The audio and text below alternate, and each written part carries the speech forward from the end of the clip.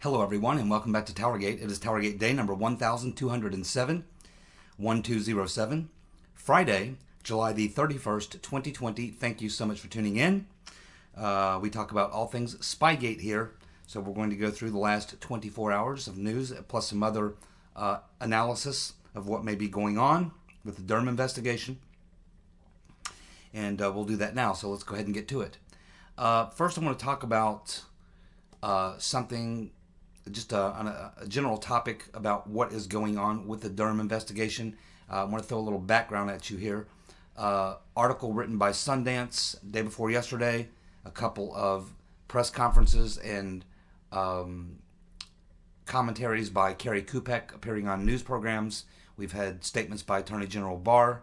We've had various other people commenting in Trump's administration, members of Congress, about what's going on with the Durham investigation. So I want to try to drill down on that, but I want to kind of give some background here. You know, watching the hearings the other day, Attorney General Barr, I've now had a chance to watch probably most of it. You notice that when they get to the very end, they waited till they got to the very end of the hearings to actually talk about the one thing they really wanted to talk about. Everything else was smoke and mirrors and BS. What they really wanted to get to was the very last questioner and the questions that she hit Barr with regarding the Durham investigation, which is she wanted him to state under oath that he would promise under oath, swear under oath, that he would not do anything with the Durham investigation until after the election. And of course, we saw his response to that was he wouldn't bite on that. What Barr said is, I'm going to follow Department of Justice policy in regards to investigations. And so I've already said I'm not going to get involved in the 2020 elections, but I'm going to follow, DOJ policy. Now, what is he talking about? Well, as he's explained before, what he means is that he's not going to be targeting either of the candidates running in 2020 for president. That would be Biden or Trump. But it doesn't mean that people like Obama or, Comey, Rice, Strzok, Page, Priestep, Brennan, Clapper, all these people, doesn't mean that they're free, or that nothing's going to happen to them. None of them are running for president in 2020. Only Joe Biden is. So they're all pretty much on the table. And that's essentially what Barr was saying. But he said it in a very, careful way. He said, no, I'm going to follow Department of Justice policy, which is not the answer that Democrat wanted to hear who asked him the question or asked him to swear under oath that he would not do anything with the Durham investigation until after the election. He wouldn't go with that. He just said, I'm going to follow government policy, which is Barr essentially saying, oh yeah, if Durham's ready and we're ready to bring charges or write a report or do whatever we're going to do, and it's before the election, we're going to do it. That's what we're going to do. It's not going to be a political decision either way. But we are going to follow government policy. We're not going to do anything that would affect the candidates running for president in 2020. And of course, all the deep state players that I went through some of their names, and you know the rest, none of them are running for president. Just Biden is. So that's what Barr said. But that's what that entire hearing was about. It was about that moment. That was the only question they really cared a lot about. All the rest of it, COVID-19 and all the other stuff that they were talking about, the riots, protests, whatever, that was all window dressing, smoke and mirrors. The only real thing that they really wanted to do, and they waited to the very end to get to it, the last questioner, all they really wanted to get to in that whole hearing was only about one thing: getting Barr, to intimidate Barr, or to get him to say, or to pressure him to say that he would not do anything with the Durham investigation until after the election. And of course, he didn't bite. Now, as we've noticed, the Democrats are completely nuts. Now, I've been watching these people since I was old enough to pay attention and understand what I was watching in terms of politics. That would be back into like the late 60s, 68, 69, 70 is when I was like old enough to understand politics and things. And I've been watching these people for a very long time. They've always been a little bit loony. I mean, they're liberals. They've always been a little bit fringe and that type of thing. But I've never seen them this crazy. I mean, literally unhinged. I mean, we have Jerry Nadler saying that Antifa's a myth. We have Democrats who refuse to admit that there's any violence taking place, or to say that these people are rioters. No, they're protesters. I mean, this is literally how unhinged they are. Now, I don't know if they really believe that, if they're that crazy, that far gone, or if they're just playing the doing what they're told, to say what they're being told to say, to stay on message with all of their comrades in the media, throughout their party, and throughout the country, where, people who are part of their team, I guess you would say, they're all on the same sheet of music singing the same tune. And they're crazy. I mean, clearly, we're all watching. This is insanity. No rational person would defend burning down cities, rioting and looting, assaulting people, wanting to end the American system in favor of capitalist system, cancel culture, all this stuff. It's totally unhinged. It's crazy. It's not rational. It's not reasonable. It's not sane. These people are out of their mind. They're crazy, right? Well, what has driven them so crazy? Well, what has driven them so crazy is they lost in 2016 and can't accept it. They know the devious plot that the Obama administration and Democrats and their allies in the media and other allies were a part of, and they know if that's exposed, it could do tremendous damage to their party and to their ability to win elections in the future. 10 to 20 years to recover from a debacle like this. And they know it. That's what they're afraid of. At all costs, they must do whatever they can to do two things. Number one, damage Trump, Republicans, anyone who would support him as badly as they can, while continuing the fake narrative, because they're still pushing the Trump-Russia narrative.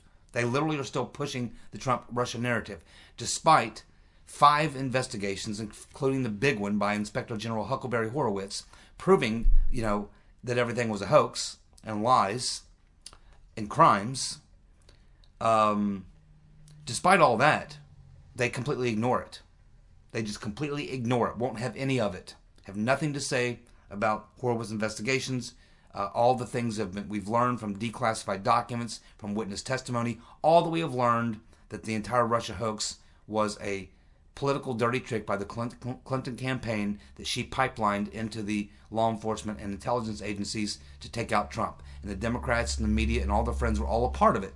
And when this is all exposed, it's going to be bad news for them. This is why they can't accept it. It's just too painful and too damaging to them. They know the stakes in the game. This is why they're now going after Barr, why they've gone after Trump and everything else. The other thing they have to do, again, is damage Trump as much as possible. They're still literally writing stories about Trump-Russia. I mean, they still are on that, believe it or not, despite all the evidence to the contrary. So, yes, they're crazy. They're massively unhinged.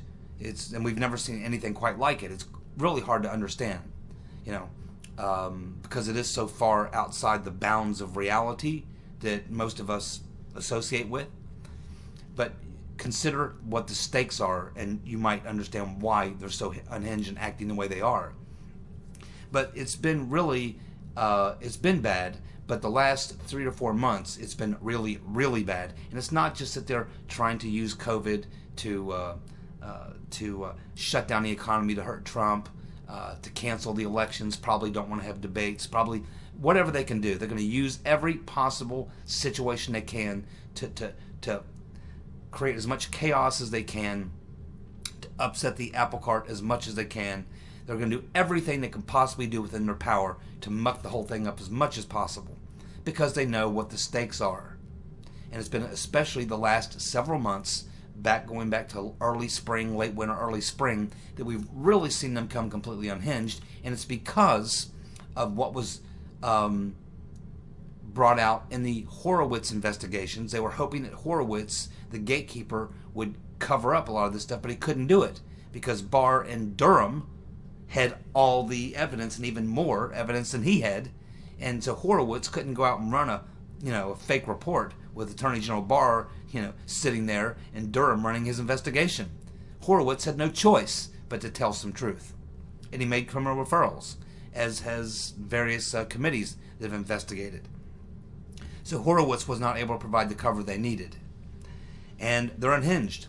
And they know what's coming if they can't find some way to stop it or discredit Barr, Trump, Durham, whoever. This is really all they have left. They're desperate, and they're acting like desperate people. What you see is desperate people. That's what they are. They know what the stakes are, and they know what likely is coming before the election, and they know what the consequences of that would be. It certainly would cost them the 2020 election, and it would probably cost them the next 2 or 3 presidential elections, not to mention a lot of seats in Congress, probably seats in state houses, because you have a tendency to see down ballots work that way. The country moves to the right for whatever reason. You don't just see wins at the national level. It trickles down to the state and local elections as well. So the Democrats see a tidal wave of defeat coming their way out of the Durham investigation. And that's what's really driving them nuts. They know what's coming. And of course, the reason that they have been so, crazy is because they were hoping that they could use COVID-19 to hide behind, that would not allow Durham to be able to do his work, because he wouldn't have access to courts, because the courts would be closed, and that's why they're pushing COVID-19 so hard. It's really has a lot more to do with the fact that they want to keep the courts shut down so that Durham cannot operate until after the election. Now, after the election, don't forget all about it. You'll never hear the word COVID-19 again after the election if the Democrats win. They'll open up everything, and everything will be fine. They'll say Joe Biden found the magic bullet, and it's all good now. Forget COVID. It's all good again, and the Durham investigation will disappear. You'll never hear anything about it ever again. The whole 9 yards. That's what they're going for. But of course, what they really want to make sure of is that Durham wouldn't have access to court proceedings, grand juries, and things like that. They were hoping to be able to make this situation so bad that they could bring that type of pressure and keep Durham from being able to operate along with Attorney General Barr or whatever. But they were not successful at that, and that is why they became completely unhinged back in the late winter, early spring, because they realized that they didn't really get exactly what they wanted. Because when this whole thing first started with COVID-19 and we began to take measures in the country to deal with the issue, one of the issues that was dealt with was, how's this going to work? What are we going to do with courts and court proceedings and juries and grand juries and this type of thing? And so the DOJ came out with a policy that they were going to follow, and the policy was that they were going to shut down the system on March 17th until June 11th, and then on June 15th of 2020, they were going to restart the process. So as of June 15th, 2020, here about a month ago, 2 or 3 weeks ago, whatever, back here on June 15th, the courts are now back in session. You can have grand juries again. They take precautions and various other things, but now, after being dormant from March the 17th to July the 11th, the grand juries are now back in business. Courts are now back in business. Criminal proceedings are now moving forward, and things are back on schedule.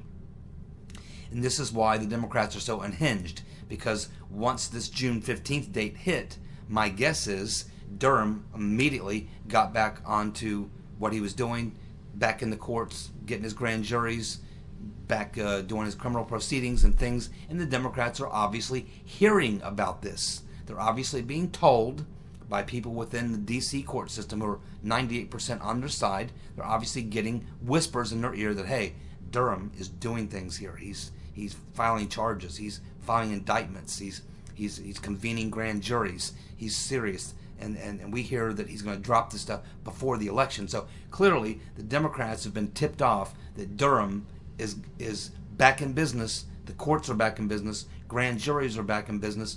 And that they're pushing to do something before the election. That is why the Democrats were so unhinged in the hearings against Barr.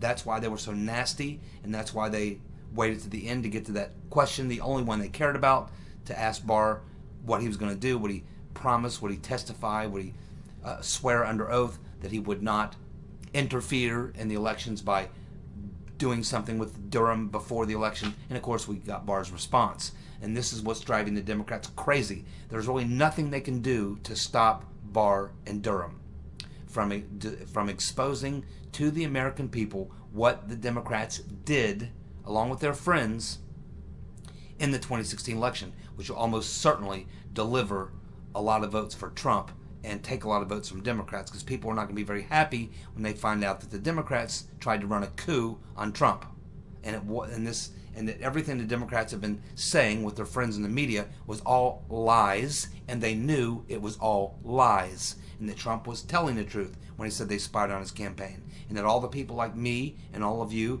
have been telling people on the other side, no, Trump didn't collude with Russia, it's the other way around.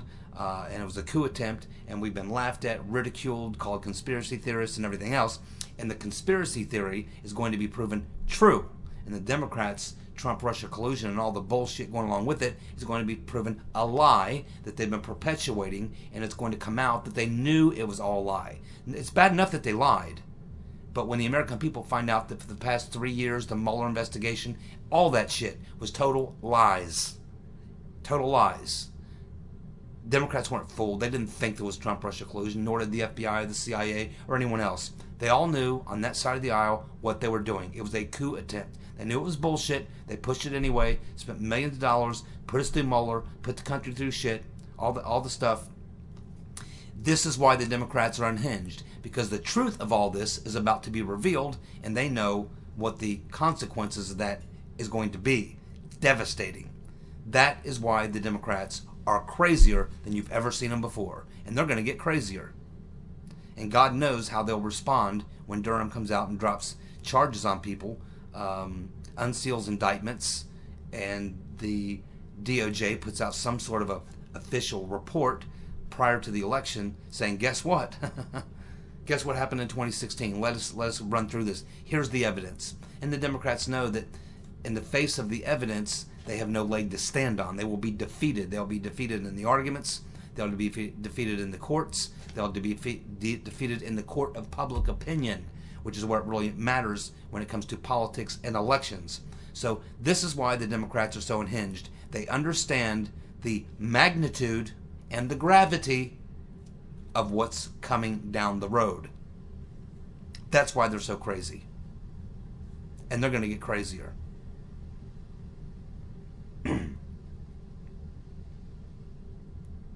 Clearly, the Democrats have been tipped off that something's going on with John Durham. Now, since June 15th, he's been able to get back in court, convene grand juries, file indictments, and all these other things.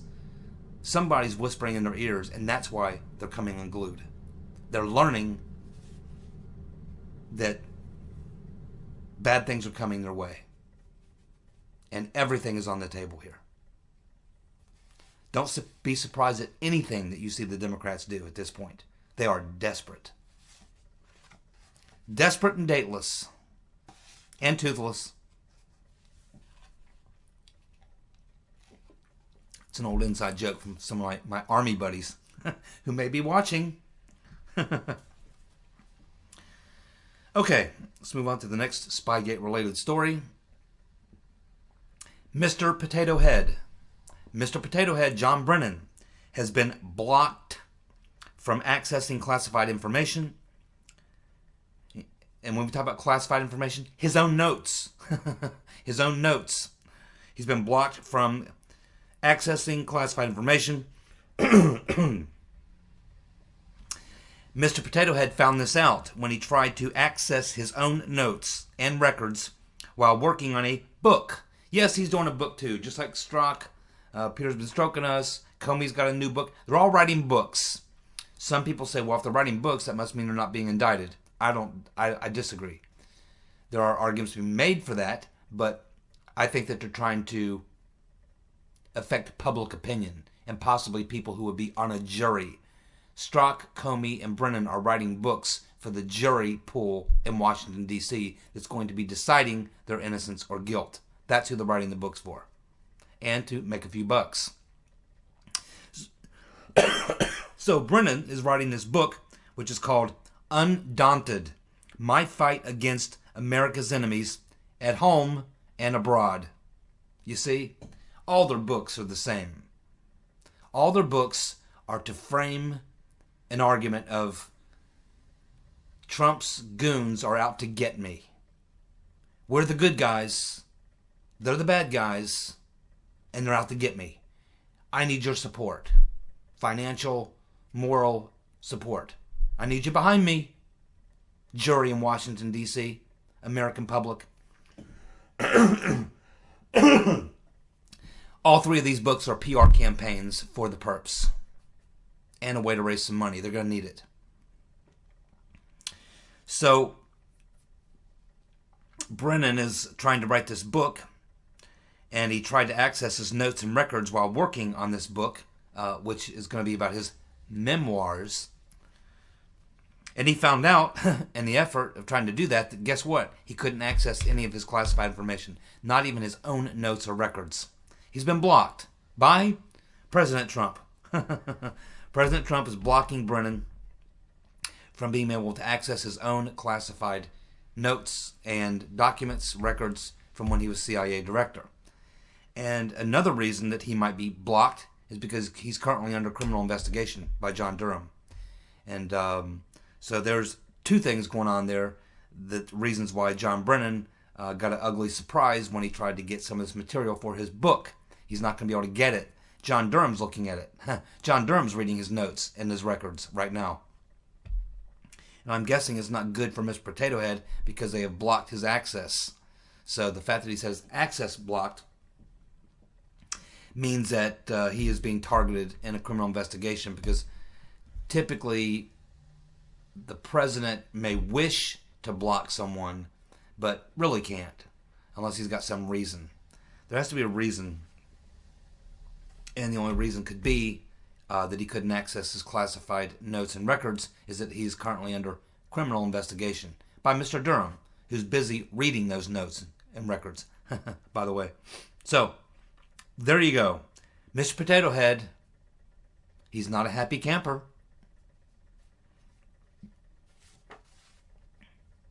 Senators Johnson and Grassley have sent a slew of requests for documents. You can read the PDF on them documents. They have sent these letters to the FBI, the DOJ, the State Department, the ODNI. That's the Office of the Director of National Intelligence. They are seeking records about surveillance activities against Trump, his campaign, and other activities. They want records of correspondence between Danchenko and David Loffman. They want records on Million. They want records on Steele, Halper, and Misfit, and so much more. They want the whole damn thing. They want it all. And keep in mind, Johnson is part of his investigation, which Lindsey Graham won't touch it, but Graham is actually looking into the Biden-Ukraine affair as well as the Spygate affair. And let's just hope that they can, I think they'll run into a lot of problems, but, at least they're trying, I guess. Give them some props for effort, but it's a little too little, a little too late. The election's 96 days away. And, that's why I say I'm not real impressed. This all should have happened a long time ago. Susan Rice. We know that she's a pathological liar and a sociopath. More evidence to that point. And the reason, again, a lot of people know the reason that she is really making a play to be vice president is not because she thinks Biden's a great guy and wants to be his vice president or even wants to be involved in any of that shit. She's never really been an elected type official. She's perfectly happy milking the system as a bureaucrat. But she needs some cover right now. And if she is the vice president, that would mean, if she's vice president, that she would probably be off the list of potential targets for Durham, because that could then be construed as interfering in the election, because you're now targeting the vice presidential candidate in Durham's investigation. So Susan Rice is desperate to be the vice president, but not for the reasons that most people would assume. It's for cover, so that Durham won't be able to put his hands on her. But Susan Rice has got a lot of problems, And I wouldn't be surprised if Joe Biden named Rice as his VP. I would not be the least bit surprised if Durham didn't fire a letter off to the Biden campaign and say, hey, just want to let you know, you might want to reconsider your nomination of Susan Rice. She's currently on the radar under criminal investigation, and we think it's something that could lead to criminal indictment. We're letting you know that. If you continue on with her, you will not be able to say when we indict her that we targeted your VP, because we're telling you right now, she is a target and likely could be facing criminal charges. You need to find someone else. I think that letter will be shot. I think if she becomes the VP, I think Durham will send that letter to the Biden campaign pretty quickly. But Susan Rice has now been busted in another lie. And again, this one here, she made multiple testimonies under oath on this lie, including even putting it in her book. But it's now been exposed as a lie.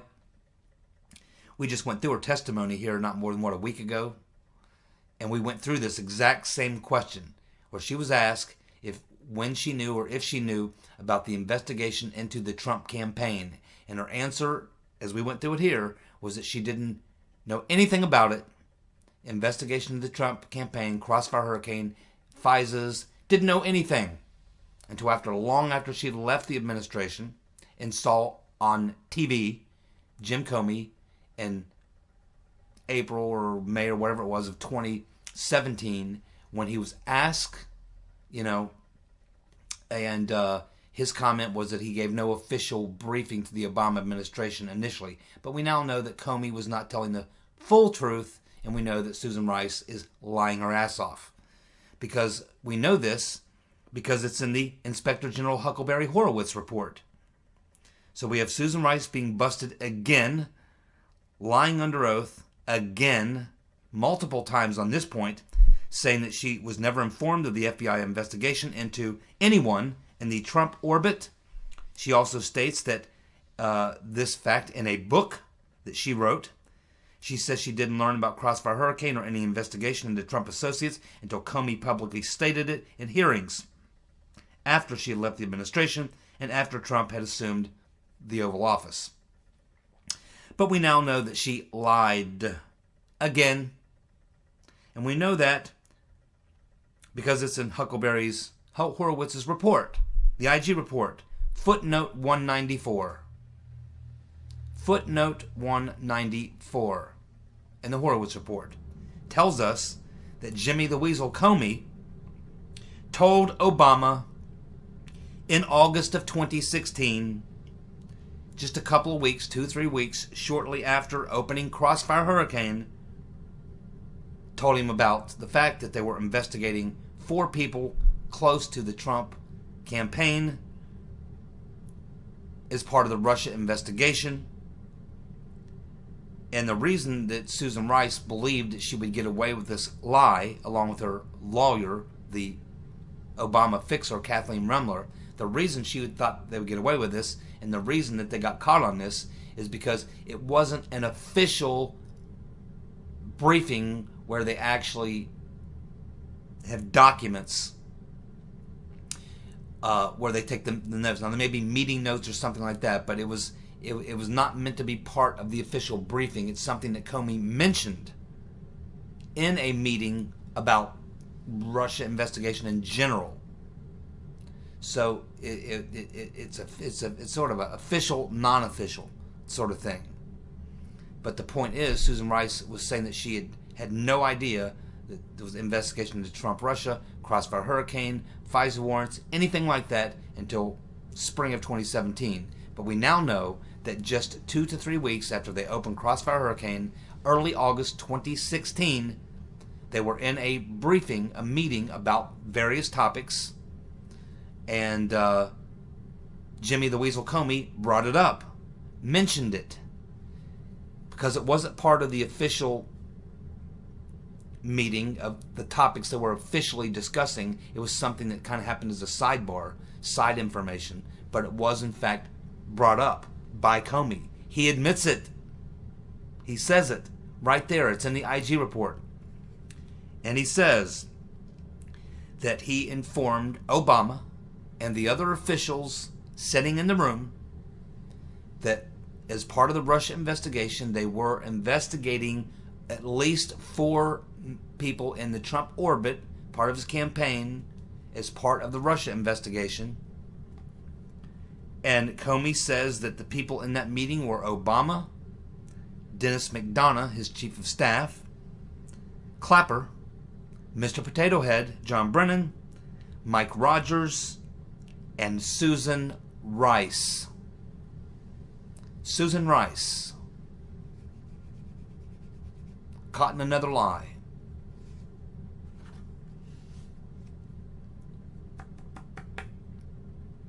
There you go, my friends. Thank you so much for tuning in. I will be back tomorrow with more TowerGate. See you. Bye.